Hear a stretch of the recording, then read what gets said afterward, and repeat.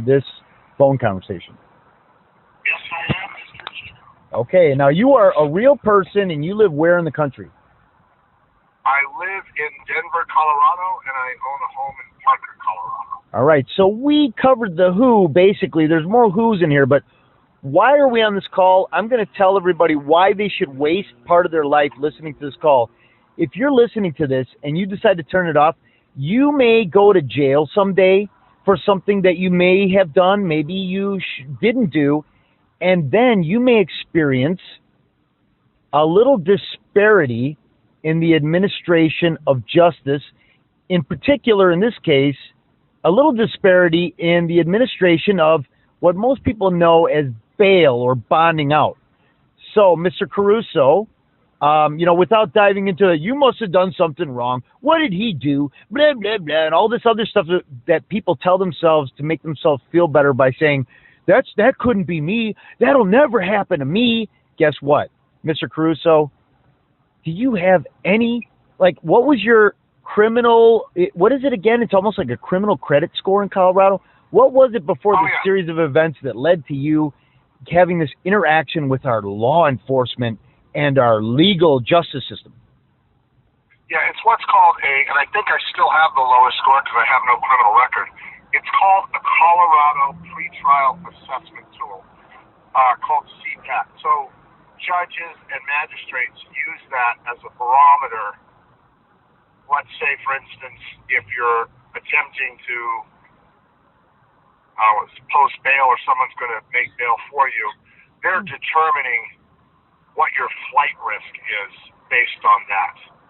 Right. But, I mean, again, to the people out there who are scared and saying, this will never be me, well, you must have done something bad, Mr. Caruso. Did you ever slap a woman? Did you kill somebody? Did you carjack anyone? No to all of those. Wow, really? So no illegal drugs, no beating, nothing like that. You didn't rob a bank. You didn't, join a terrorist organization. Nothing like that, right? Quite the opposite. I'm a local business owner, 14-year veteran, honorable service, passed over 400 drug tests in those 14 years, have an active security clearance, which was vetted and renewed by SEAL Team 17. I don't even have a moving violation since, I want to say, 2002. So was that 22 years? That's about right. Yeah. So what happened here? You were picked up, you were processed, you were housed for about... picked up. Oh, yeah, that's right. You turned yourself in. You turned yourself in. Well, my attorney negotiated a agreed-upon surrender. Okay, and we won't go into why right now, right? Because, again... Well, I do want to point out it's a misdemeanor. Let's get that on record, right? Because that's kind of important to where we're going with the story. And you spent 23 hours, approximately, in the care of where? And then when you get out, what did you experience? Well, okay, so I think you're asking. So before Douglas County Sheriff's is who took me in custody, the 23 hours was the total time that I was in there, including my hearing before the magistrate for the bond, for the setting of the bond. And then bond was made, and then I was released. So that entire process was 23 hours. So I'm not sure what you're asking when you say, what did I experience afterwards? I think you're asking what did I experience with the magistrate? Well, I guess, you know what, I pretend we're in court now, and I'll just have you answer yes, no, or I can't remember. When you were about to get released and the judge was setting bail or whatever. No, that's not, you're not about to get released. You go in front of a magistrate or a judge, and there's a bond hearing. They either they set the condition of the bond or they decline the bond. And then you go back to your cell, and depending on whether you can be released on your own recognizance or someone else has to make bond for you, then you wait. So you're not being released while you're in front of this magistrate or judge. Right. They're determining whether you can or cannot have a bond opportunity, and then depending on what those conditions are, there's a period of time. So the period of time between my bond hearing with the magistrate, and then the time that the bond was made was about 2.5 hours. Okay. So like the game of Simon Says, right? So now Simon Says, you can be released or not, right? And Right. when you're going up there, you had two other individuals in front of you, and as a very astute observer of the human experience, you're watching because you are very, very interested in how this interaction will go between these other two individuals and the person who is also in charge of whether or not whether Simon Says you can go, right? So what did you see there, and how did that go? Yeah, and to your point, not only was I very interested just because of the immediate setting, these two individuals were processed in front of me. So I only had handcuffs behind my back. They had handcuffs behind their back, and then they were handcuffed to the wall, which made me believe that they were probably higher level of charges. And I found out during processing that they were being charged with carjacking. They were from Venezuela. The police were very interested in their tattoos and gang affiliations. They were both unemployed and both here illegally. So I was very interested in the hearing of the magistrate. And what I essentially witnessed was the magistrate, no admonishment for them being here illegally, no admonishment for them being here almost a year and having absolutely no employment, no admonishment for the alleged, because everyone's innocent until proven guilty regardless of their identity. That's right. Of the alleged carjacking, which the alleged victim was a woman. It was simply cut and dry, few questions, few answers. Bail was set at $1,000 with a GPS monitor. Okay, so that gave you a good feeling. You're like, hey, I'm just here for a misdemeanor, not a carjacking, which is obviously not a misdemeanor. It's a lot more serious.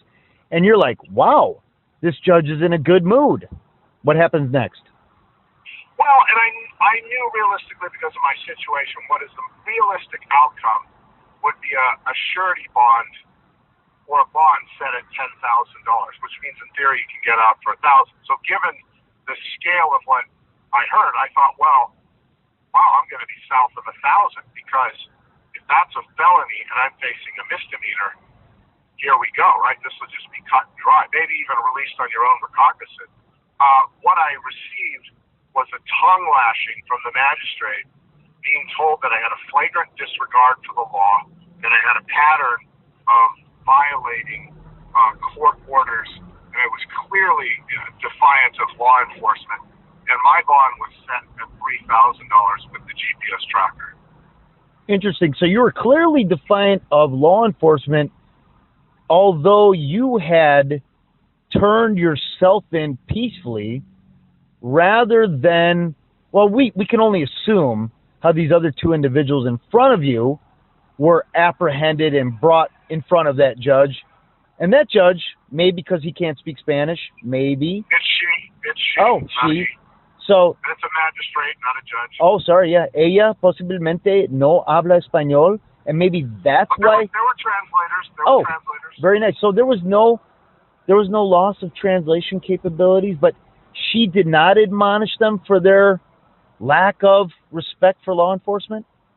Not admonishing for being in the country illegally, not admonishing for being gainfully unemployed, not admonishing for what I assume, again, alleged victim is most likely a law-abiding, tax-paying U.S. citizen. No. Interesting. And then it was time to set the amount that would buy your temporary freedom. And what was that amount? Yeah, I said that previously. It was $3,000. So it was three times $1,000. So you are 3 times more likely a flight risk than these people? I don't know what criteria was used to determine, but or are you 3 times as dangerous as these people who possibly have gang tattoos from another country? Or is it that you're 3 times more dangerous to the people setting the bond who trespass and violate people's constitutional rights? Maybe. Well, Don't know. Maybe. Well, oddly enough, the number 3 seems to be persistent because I, at this moment, have 3 lawsuits against Douglas County, which is the county I was in arrested. One against the county clerk, one against the magistrate, and one against the judge. How interesting. I wonder if that played into that magistrate lashing you with her barbed tongue. I wonder. Well, and I immediately, so that took place on a Friday morning. Monday morning, I filed a complaint with the Colorado State's attorney regarding civil rights violations because I didn't feel there was due process. The magistrate spoke of me as if I was already a convicted criminal, which I am assuredly not, and that's quantifiable and verifiable. Also, the alleged charge that I have is based on subjective communication through an approved platform. So I assert that she violated my free speech rights, constitutional rights, which are inalienable. Oddly enough, the magistrates and judges don't seem to think that that's the way it works, but the Constitution is pretty clear. And then also, I put in there that she discriminated against me based on my identity and simply assigning because to be an illegal immigrant and Venezuelan is your currency versus a white cisgender male. So white cisgender males need to pay for society's ills, whereas illegal immigrants, what's that little sign say? No one is illegal. Yeah, no human is illegal. Just to just to represent the whole spectrum. I mean, no human's illegal. They aren't here illegally. They're migrants. They are here seeking better opportunities, like being able to carjack somebody and, I mean, allegedly. Yeah, allegedly. That's right. And again, somehow surviving for a year without any kind of way of proving how they've sustained themselves here for a year. Correct. And again, if you don't have any evidence, all you could do is suspect that they're criminal, and they're not a white, heterosexual, or cisgender, or whatever you want to call them, male, who is a tax-paying citizen of this country, because that's obviously not acceptable to many people in our government and in our country today. Let's just face it. That is a species or maybe an animal that needs to be hunted down and eradicated to some people in our society today. Nothing new. What's interesting about the bond is one of the conditions of the bond is within 7 days you are to provide address verification. So you need to provide, and it's a little bit ridiculous, like this is part of our system setting people up to fail. As part of the pretrial service, you need to immediately, and again, if you're someone that has tech and resources, this is probably pretty easy, but some people just don't have this at the ready or all the ducks in a row.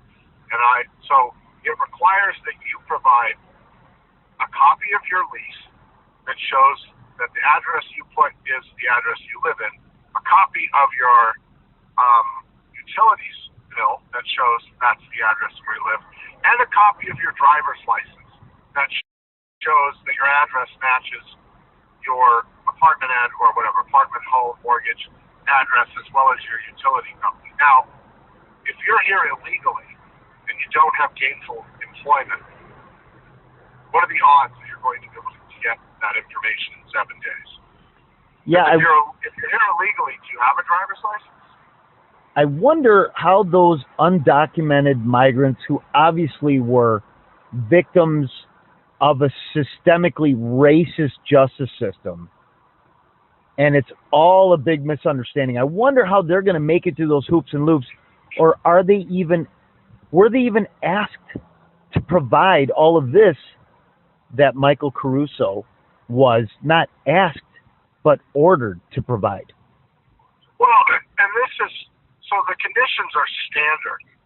That part of it is standard. But my point here is you're looking at two sets of individuals, and you're exercising critical thinking and saying, okay, I could let you out on $1,000 bond, but But the reality is you're going to violate the pretrial services because you don't have a driver's license.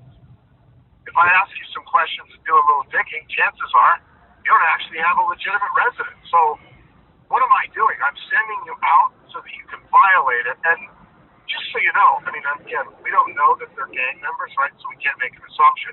But if they are gang members and their gang is at least reasonably well organized, they know the protocols of counties, meaning in Denver County, if somebody violates a bond and they're not a heinously dangerous alleged criminal or criminal, they're only going to drive so far to pick somebody up. And what I understand is they won't go past Aurora, which I know that doesn't mean anything to listeners. But the point is, they're not going to go an indefinite amount of distance. So if you're running a criminal organization, again, we don't know that they are. They're innocent until proven guilty. But if they are, and if they're part of a gang, that gang would just say, now you're not going to carjack in Douglas County. We're just going to go to another county. We're not even going to worry about pretrial conditions. Who cares? They'll put a warrant out for your arrest. But the only reason you're going to have police interaction, in theory, is if you're committing another crime, which even them most likely driving around is a crime because they don't have driver's licenses because they're here illegally. So, you know, it's like you're just allowing these people to game the system. And the problem is, again, they are alleged carjackers, but that's a violent crime. I mean, you're up close, you're personal, you're trying to separate somebody from their vehicle. Some people, that's the largest asset, although some people argue it's a liability, but that might be the largest asset or the most necessary asset they have.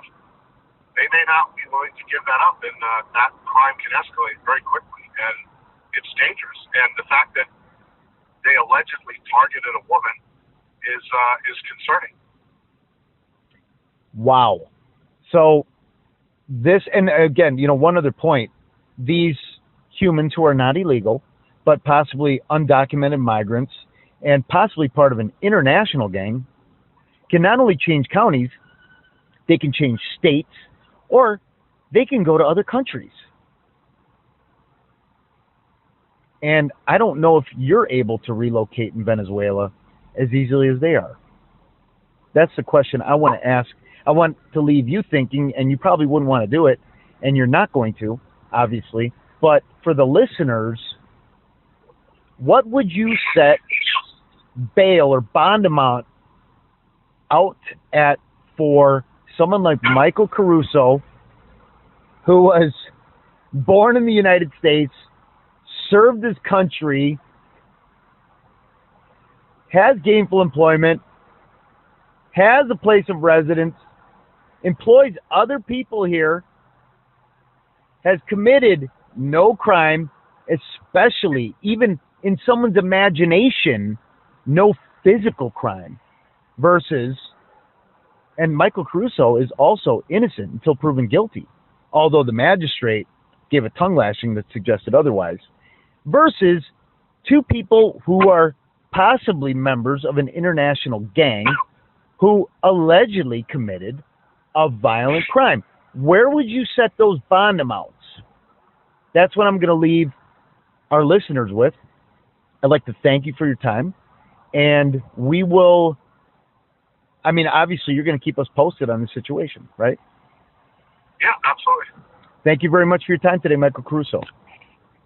Thank you, Fiocchino. Pleasure to be on. Ciao.